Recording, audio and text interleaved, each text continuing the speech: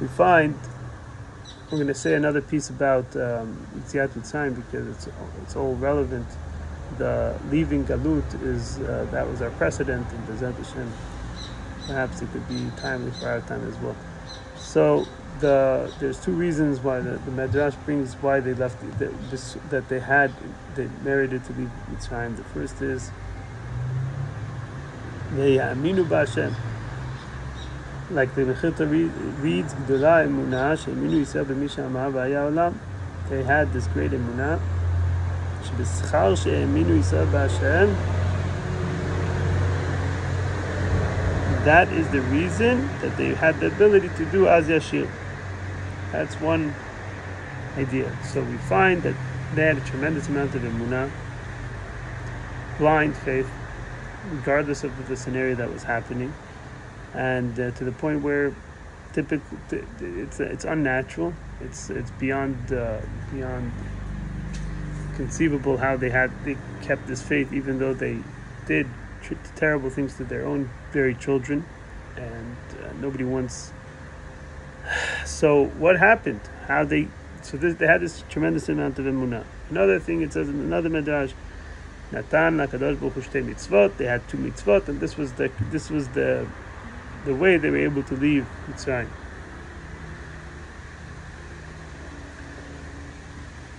Now, these two ideas, these two things that they had, seemingly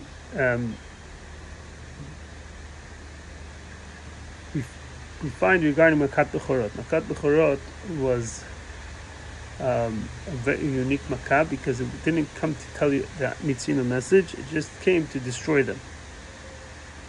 To the point where we say in the Pasuk that Nitan Rishut Mashchit Lashchit, so then stay indoors, because once the destroyer is out loose, causing havoc and destruction, so then he doesn't have the ability to differentiate, or that you should make a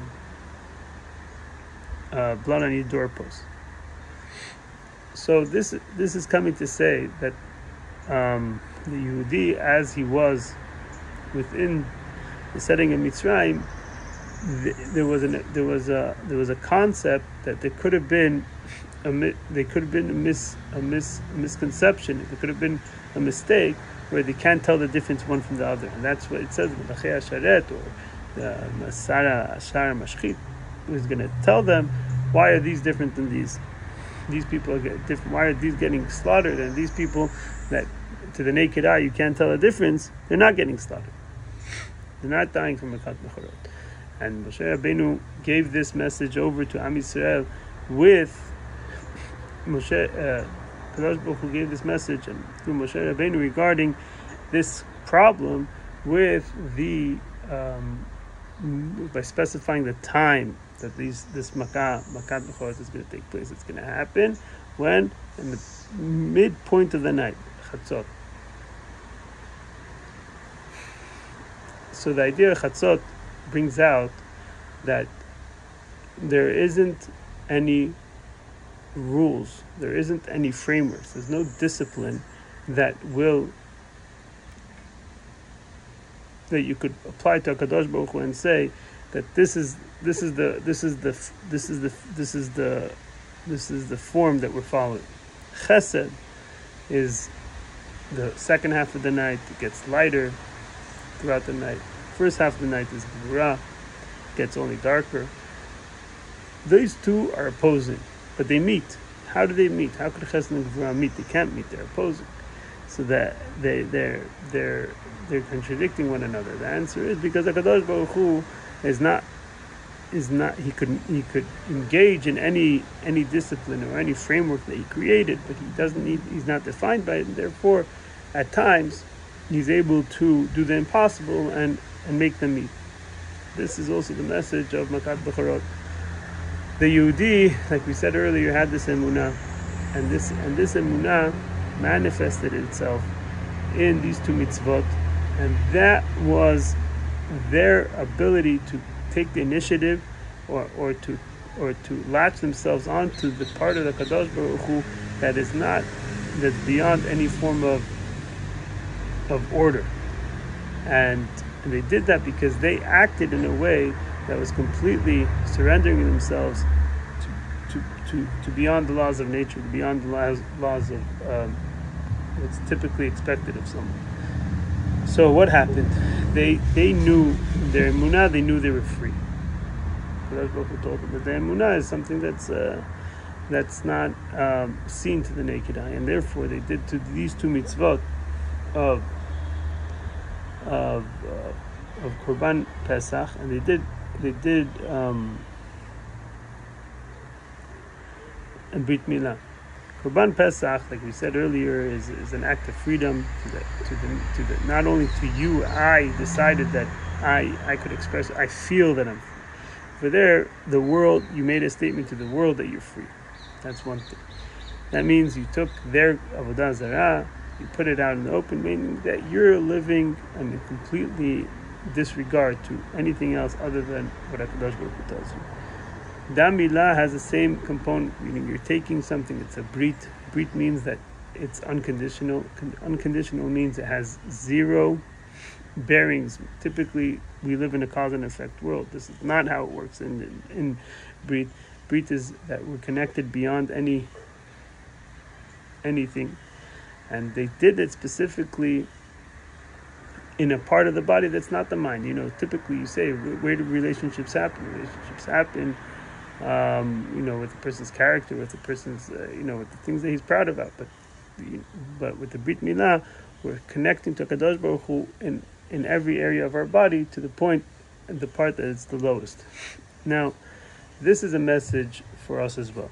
Everybody has emunah, that blind faith almost, but this emunah, like the Yehudim at that time, we could awaken this by Kadosh Baruch Hu. And the way that's done is when a Yehudi does not only have this emunah and raw, he has it fully developed.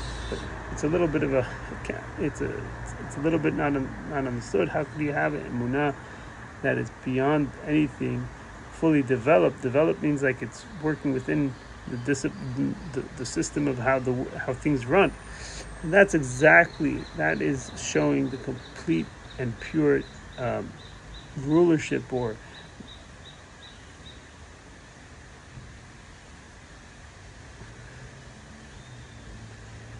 control of HaKadosh Baruch Hu of every aspect of the world. And that is also brought about with Mitzrayim remained the supreme leader even post Yehudim leaving Egypt. So this was like a crazy miracle that happened, but it didn't happen to a nation that was absolved. It was a nation that remained supreme. So it's like this thing where this is completely not normal, and it's happening in a completely normal setting. And that's exactly what's demanded of us Yehudim. That we have an emunah, we have to develop the emunah, we have to know about it, we have to understand it. It's seemingly like that to think that it's going to be less, it's going to be tainted if we delve into it is wrong. There's methods of doing that through the learning the Chassidut. And so too, you cannot, like the Yehudim in the time of Mitzrayim, you cannot have this misconception where this emunah or this cherut or this is going to be to me and myself, to me and my own way of life. It has to be out in the open. It has to be to the very, very end, to the person on the streets naked eye. That means to say that in every area of one's life, that means every area of one's life doesn't mean that he doesn't keep it to it's not something that's expressed in a discrete kind of way. It's brought about and expressed, and everything that he does and everything that he interacts with is fully aligned with this cherut. B'ezrat Hashem, we should be zocher to the Geulah.